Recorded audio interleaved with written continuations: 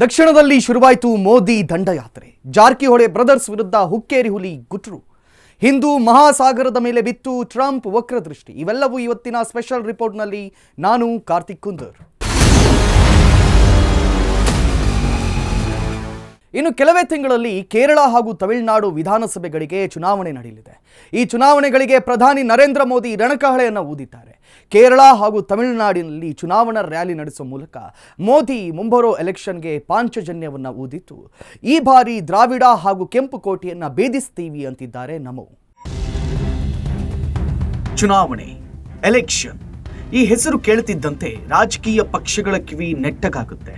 ಕಾರಣ, ಯಾವುದೇ ಪಕ್ಷಕ್ಕಾಗಲಿ ಚುನಾವಣೆಯಲ್ಲಿ ಗೆದ್ದು ಅಧಿಕಾರ ಹಿಡಿಯೋದೇ ಅಂತಿಮ ಗುರಿಯಾಗಿರುತ್ತೆ. ಆ ಕಾರಣಕ್ಕೆ ಎಲೆಕ್ಷನ್ ಹತ್ತಿರ ಬರ್ತಾ ಇದ್ದಂತೆ ಪಕ್ಷಗಳು ನಾನಾ ರೀತಿಯ ದಾಳಗಳನ್ನು ಉರುಳಿಸೋಕೆ ಶುರು ಮಾಡುತ್ತವೆ.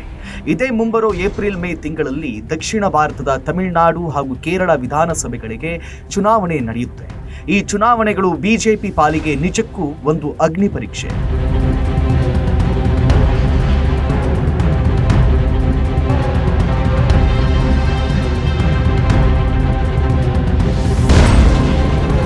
ಕೇರಳ ಹಾಗೂ ತಮಿಳುನಾಡು ಅಸೆಂಬ್ಲಿ ಚುನಾವಣೆಗಳು ಕೇಸರಿ ಪಾಳಿಯದ ಪಾಲಿಗೆ ಒಂದು ದೊಡ್ಡ ಚಾಲೆಂಜ್ ಅಂದ್ರೂ ತಪ್ಪಿಲ್ಲ.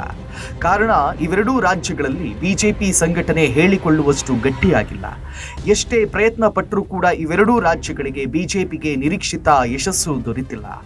ಹಾಗಾಗಿ ಈ ಬಾರಿ ಶತಾಯಗತಾಯ ದ್ರಾವಿಡ ಹಾಗೂ ಕೆಂಪು ಕೋಟೆಯನ್ನ ಭೇದಿಸಬೇಕು ಅನ್ನೋದು ಬಿಜೆಪಿಯ ಪ್ಲಾನ್. ಕೇಸರಿ ಪಡೆಯ ಮಹತ್ವಾಕಾಂಕ್ಷೆಯ ಮೊದಲ ಭಾಗವಾಗಿ ಈಗ ಸ್ವತಃ ಪ್ರಧಾನಿ ಮೋದಿಯೇ ಈಗ ಚುನಾವಣಾ ಅಖಾಡಕ್ಕೆ ಪ್ರವೇಶ ಮಾಡಿದ್ದು ಬರೋಬ್ಬರಿ ಚುನಾವಣೆ ರಣಕಾಳೆ ಮೊಳಗಿಸಿದ್ದಾರೆ. ಪ್ರಧಾನಿ ನರೇಂದ್ರ ಮೋದಿ ಬಿಜೆಪಿ ಕಂಡ ಅತ್ಯಂತ ಜನಪ್ರಿಯ ನಾಯಕರು ಅಂದ್ರೂ ತಪ್ಪಿಲ್ಲ. ದೇಶದಲ್ಲಿ ಕಾಂಗ್ರೆಸ್ ಎದುರಿಸೋಕೆ ತೆಣುಕಾಡ್ತಿದ್ದ ಬಿಜೆಪಿಗೆ ಹೊಸ ಆಯಾಮ ನೀಡಿದ ಕೀರ್ತಿ ನರೇಂದ್ರ ಮೋದಿಯವರಿಗೆ ಸಲ್ಲುತ್ತೆ. ಈಗ ನರೇಂದ್ರ ಮೋದಿ ಅನ್ನೋದು ಕೇವಲ ಹೆಸರಾಗಿ ಉಳಿದಿಲ್ಲ, ಬಿಜೆಪಿ ಪಾಲಿಗೆ ಅದೊಂದು ಬ್ರ್ಯಾಂಡ್. ಮೋದಿ ನಾಯಕತ್ವದಲ್ಲಿ ನರೇಂದ್ರ ಮೋದಿಯವರನ್ನೇ ಪ್ರಚಾರ ಕೇಂದ್ರವಾಗಿಸಿ ಬಿಜೆಪಿ ಅನೇಕ ಚುನಾವಣೆಗಳಲ್ಲಿ ದಿಗ್ವಿಜಯವನ್ನು ಸಾಧಿಸಿದೆ. ಈಗ ಪ್ರಧಾನಿ ನರೇಂದ್ರ ಮೋದಿಯವರ ಜನಪ್ರಿಯತೆ ಬಳಸಿಕೊಂಡು ದಕ್ಷಿಣ ಭಾರತದ ಎರಡೂ ರಾಜ್ಯಗಳಲ್ಲಿ ಹೆಚ್ಚಿನ ಸ್ಥಾನ ಗೆಲ್ಲಬೇಕು ಅಂತ ಬಿಜೆಪಿ ಪ್ಲಾನ್ ರೂಪಿಸಿದೆ. ಇದರ ಭಾಗವಾಗಿ ಪ್ರಧಾನಿ ನರೇಂದ್ರ ಮೋದಿ ಕೇರಳ ಹಾಗೂ ತಮಿಳುನಾಡಿಗೆ ಎಂಟ್ರಿ ಕೊಟ್ಟಿದ್ದಾರೆ. ಮುಂಬರೋ ಕೇರಳ ಹಾಗೂ ತಮಿಳುನಾಡು ಚುನಾವಣೆಗೆ ಪಾಂಚಜನ್ಯ ಊದಿರೋ ಮೋದಿ ದಕ್ಷಿಣ ದಂಡಯಾತ್ರೆಯನ್ನ ಆರಂಭಿಸಿದ್ದಾರೆ. ಕೇರಳದಲ್ಲಿ ಅನೇಕ ಅಭಿವೃದ್ಧಿ ಯೋಜನೆಗಳಿಗೆ ಚಾಲನೆ ನೀಡಿ ಮಾತನಾಡಿದ ಮೋದಿ ಕೇರಳ ಸರ್ಕಾರದ ವಿರುದ್ಧ ಹರಿಹಾಯ್ದು ಕೇರಳ ವೇದಿಕೆಯಲ್ಲಿ ಭಾಷಣ ಮಾಡಿದ ನಮೋ, ಕೇರಳದಲ್ಲಿ ಬದಲಾವಣೆಯ ಸನ್ನಿಹಿತವಾಗಿದೆ. ಕೇರಳವನ್ನ ಇಲ್ಲಿವರೆಗೆ ಆಳಿದ ಕಮ್ಯುನಿಸ್ಟ್ ನೇತೃತ್ವದ LDF ಹಾಗೂ ಕಾಂಗ್ರೆಸ್ ನೇತೃತ್ವದ UDF ಭಾರಿ ಭ್ರಷ್ಟಾಚಾರವನ್ನು ನಡೆಸಿದೆ. ಕೇರಳದಲ್ಲಿ ಬಿಜೆಪಿ ಏನಾದರೂ ಅಧಿಕಾರಕ್ಕೆ ಬಂದರೆ ಜನರಿಂದ ಲೂಟಿ ಮಾಡಿದ ಪೈಸೆಯನ್ನು ಕೂಡ ವಸೂಲಿ ಮಾಡುತ್ತೇವೆ. ಶಬರಿಮಲೆ ಅಯ್ಯಪ್ಪ ಸ್ವಾಮಿ ದೇಗುಲದ ಚಿನ್ನಕ್ಕೆ ಕನ್ನ ಹಾಕಿದವರನ್ನ ಜೈಲಿಗೆ ಅಟ್ಟುತ್ತೇವೆ ಅಂತ ಮೋದಿ ಅಬ್ಬರಿಸಿದರು. ಜೊತೆಗೆ ಕೇರಳದ ಅಭಿವೃದ್ಧಿ ಕೇವಲ NDA ಡಬಲ್ ಇಂಜಿನ್ ಸರ್ಕಾರದಿಂದ ಮಾತ್ರ ಸಾಧ್ಯ ಅಂತ ಹೇಳಿದರು. ಕಾಂಗ್ರೆಸ್ ಹಾಗೂ ಎಡಪಕ್ಷಗಳ ಒಕ್ಕೂಟದ ಚಿಹ್ನೆ ಬೇರೆ ಬೇರೆ ಇರಬಹುದು, ಆದರೆ ಅವೆರಡರ ಅಜೆಂಡಾ ಒಂದೇ. ಎರಡೂ ಪಕ್ಷಗಳು ಭ್ರಷ್ಟಾಚಾರ ಹಾಗೂ ಓಲೈಕೆ ರಾಜಕೀಯದಲ್ಲಿ ಮುಳುಗಿವೆ. ತ್ರಿಪುರಾ ಹಾಗೂ ಪಶ್ಚಿಮ ಬಂಗಾಳದಿಂದ ಎಡಪಕ್ಷಗಳು ನಿರ್ನಾಮವಾದರೂ ಕೇರಳದಲ್ಲಿ ಮಾತ್ರ LDF ಹಾಗೂ UDF ಅಡ್ಜಸ್ಟ್ಮೆಂಟ್ ರಾಜಕಾರಣದಿಂದ ಉಳಿದುಕೊಂಡಿದೆ. ಇವೆರಡೂ ಪಕ್ಷಗಳ ಆಡಳಿತ ನೋಡಿರೋ ಜನಕ್ಕೆ ಈಗ ಮೂರನೇ ಆಯ್ಕೆಯಾಗಿ NDA ಇದೆ. ಮುಂದಿನ 25 ವರ್ಷಗಳಲ್ಲಿ ಅಭಿವೃದ್ಧಿ ಹೊಂದಿದ ಕೇರಳದ ನಿರ್ಮಾಣಕ್ಕಾಗಿ ಬಿಜೆಪಿಗೆ ಮತ ನೀಡಿ ಅಂತಂದ್ರು ಪ್ರಧಾನಿ ಮೋದಿ. ಇನ್ನು ಕಾಂಗ್ರೆಸ್ ವಿರುದ್ಧವೂ ಹರಿಹಾಯ್ದ ನಮೋ, ಕಾಂಗ್ರೆಸ್ಗೆ ಅಭಿವೃದ್ಧಿಯ ಅಜೆಂಡಾ ಇಲ್ಲ. ಕಾಂಗ್ರೆಸ್ ಮಾವೋವಾದಿಗಳಿಂದ ಹೆಚ್ಚು ಕಮ್ಯುನಿಸ್ಟ್ ಹಾಗೂ ಮುಸ್ಲಿಂ ಲೀಗ್ಗಿಂತಲೂ ಹೆಚ್ಚು ಕೋಮುವಾದಿಯಾಗಿ ಬದಲಾಗ್ತಾ ಇದೆ. ಕೇರಳವನ್ನ ಒಂದು ರೀತಿಯ ಪ್ರಯೋಗಶಾಲೆಯನ್ನಾಗಿ ಕಾಂಗ್ರೆಸ್ ಬಳಸ್ತಾ ಇದೆ. ಹಾಗಾಗಿ ಇಂತಹ ಕಾಂಗ್ರೆಸ್ ಪಕ್ಷದ ಬಗ್ಗೆ ಕೇರಳದ ಜನ ಎಚ್ಚರಿಕೆಯಿಂದಿರಬೇಕು ಅಂದರು ಪ್ರಧಾನಿ ನರೇಂದ್ರ ಮೋದಿ. ಇದೇ ವೇಳೆ ಶಬರಿಮಲೆ ಅಯ್ಯಪ್ಪ ಸ್ವಾಮಿ ದೇಗುಲದ ಚಿನ್ನ ಕಳವು ವಿಚಾರ ಪ್ರಸ್ತಾಪಿಸಿದ ನಮೋ, ಬಿಜೆಪಿ ನೇತೃತ್ವದ NDAಯಿಂದ ಮಾತ್ರ ದೇವಸ್ಥಾನ ಹಾಗೂ ಜನರ ನಂಬಿಕೆಗಳಿಗೆ ರಕ್ಷಣೆ ಸಾಧ್ಯ. ಒಂದು ವೇಳೆ ಕೇರಳದಲ್ಲಿ ಬಿಜೆಪಿ ಅಧಿಕಾರಕ್ಕೆ ಬಂದರೆ ಈ ಪ್ರಕರಣದಲ್ಲಿ ಭಾಗಿಯಾದವರನ್ನೆಲ್ಲ ಮುಲಾಜಿಲ್ಲದೆ ಜೈಲಿಗಟ್ಟುತ್ತೇವೆ, ಇದು ನನ್ನ ಗ್ಯಾರಂಟಿ ಅಂದರು ನಮೋ. ಆ ಮೂಲಕ ಕೇರಳ ನೆಲದಲ್ಲಿ ಬಿಜೆಪಿ ಬಾವುಟ ಹಾರಿಸುವಂತೆ ಜನರಿಗೆ ಕರೆ ಕೊಟ್ಟರು. ದಕ್ಷಿಣ ಭಾರತದ ಕೇರಳ ಇದುವರೆಗೂ ಬಿಜೆಪಿ ಪಾಲಿಗೆ ಒಲಿತಿಲ್ಲ. ಇಲ್ಲೇನಿದ್ರೂ ಕೂಡ ಕಮ್ಯುನಿಸ್ಟ್ ನೇತೃತ್ವದ LDF ಹಾಗೂ ಕಾಂಗ್ರೆಸ್ ನೇತೃತ್ವದ UDFನಂತೆ ಪ್ರಾಬಲ್ಯ. ಇತ್ತೀಚೆಗೆ ಕೇರಳದಲ್ಲಿ ನಡೆದಂಥ ಸ್ಥಳೀಯ ಸಂಸ್ಥೆ ಚುನಾವಣೆಯಲ್ಲಿ ಬಿಜೆಪಿ ಉತ್ತಮ ಸಾಧನೆ ಮಾಡಿದೆ.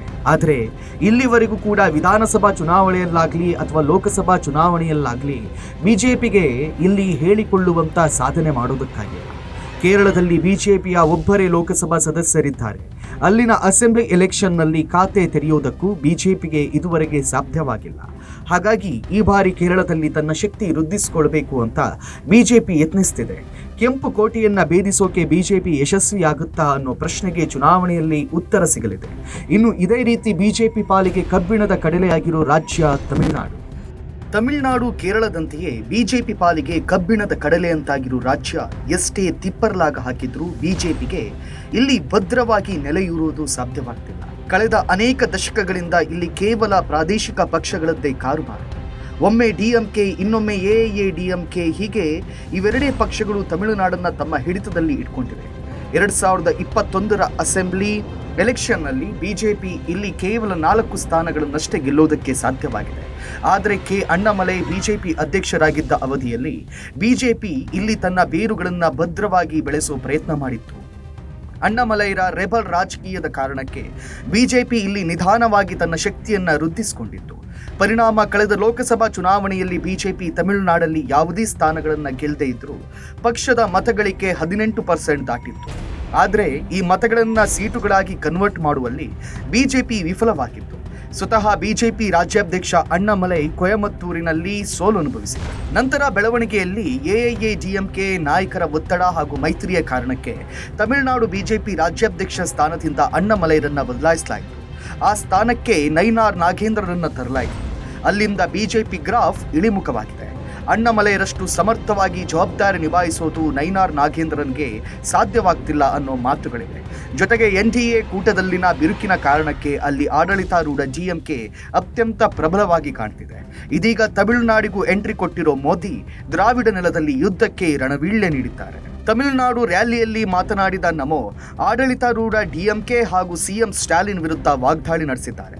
ತಮಿಳುನಾಡಲ್ಲಿ ಭ್ರಷ್ಟಾಚಾರ ಮಿತಿ ಮೀರಿದೆ, ಹಾಗಾಗಿ ಇಲ್ಲಿ ಸರ್ಕಾರ ಬದಲಾಯಿಸುವ ಸಮಯ ಬಂದಿದೆ ಅಂತ ಪ್ರಧಾನಿ ಮೋದಿ ಡಿಎಂಕೆ ಸರ್ಕಾರವನ್ನು ಕಿತ್ತೊಗೆಯಿರಿ, ಕೇವಲ ಬಿಜೆಪಿ ನೇತೃತ್ವದ ಎನ್ಡಿಎ ಡಬಲ್ ಇಂಜಿನ್ ಸರ್ಕಾರದಿಂದ ಮಾತ್ರ ತಮಿಳುನಾಡು ಅಭಿವೃದ್ಧಿ ಸಾಧ್ಯ ಅಂತ ಹೇಳಿದರು. ಜೊತೆಗೆ ಇತ್ತೀಚೆಗೆ ತಮಿಳುನಾಡಿನಲ್ಲಿ ನಡೆದ ಕಾರ್ತಿಕ ದೀಪದ ವಿವಾದದ ಬಗ್ಗೆ ಪ್ರಸ್ತಾಪಿಸಿದ ಮೋದಿ, ನಮ್ಮ ನಾಯಕರು ಭಕ್ತರ ಹಕ್ಕುಗಳ ರಕ್ಷಣೆಗೆ ನಿಂತರು, ಆದರೆ ಡಿಎಂಕೆನವರು ವೋಟ್ ಬ್ಯಾಂಕ್ ರಾಜಕೀಯ ಮಾಡಿದರು. ಡಿಎಂಕೆನವರು ಕೋರ್ಟನ್ನು ಸಹ ಬಿಡಲಿಲ್ಲ. ಹಾಗಾಗಿ ಡಿಎಂಕೆ ಸರ್ಕಾರಕ್ಕೂ ಪ್ರಜಾಪ್ರಭುತ್ವಕ್ಕೂ ಸಂಬಂಧವಿಲ್ಲ. ಡಿಎಂಕೆ ಪಕ್ಷ ಕೇವಲ ಒಂದು ಕುಟುಂಬಕ್ಕಾಗಿ ಕಾರ್ಯನಿರ್ವಹಿಸ್ತಾ ಇದೆ ಅಂತ ಕಿಡಿಕಾರಿದರು. ಒಟ್ಟಿನಲ್ಲಿ ಪ್ರಧಾನಿ ನರೇಂದ್ರ ಮೋದಿ ಅವರ ಪ್ರಚಾರದಿಂದ ಬಿಜೆಪಿ ತಮಿಳುನಾಡಿನ ದ್ರಾವಿಡ ಕೋಟೆ ಭೇದಿಸುತ್ತಾ ಅನ್ನೋದನ್ನ ಚುನಾವಣೆಯಲ್ಲಿ ಉತ್ತರ ಸಿಗಲಿದೆ. ಈ ಬಾರಿ ಹೇಗಾದ್ರೂ ಮಾಡಿ ದ್ರಾವಿಡ ಹಾಗೂ ಕೆಂಪು ಕೋಟೆಯನ್ನ ಕೆಡಬೇಕು ಅಂತ ಮೋದಿ ಪಣ ತೊಟ್ಟಿದ್ದಾರೆ. ಮೋದಿ ಪ್ರಚಾರ ಇವೆರಡೂ ರಾಜ್ಯಗಳಲ್ಲಿ ಬಿಜೆಪಿ ಪಾಲಿಗೆ ಎಷ್ಟರ ಮಟ್ಟಿಗೆ ಸಹಾಯವಾಗುತ್ತೆ ಅನ್ನೋದನ್ನ ಕಾದು ನೋಡಬೇಕಾಗಿದೆ.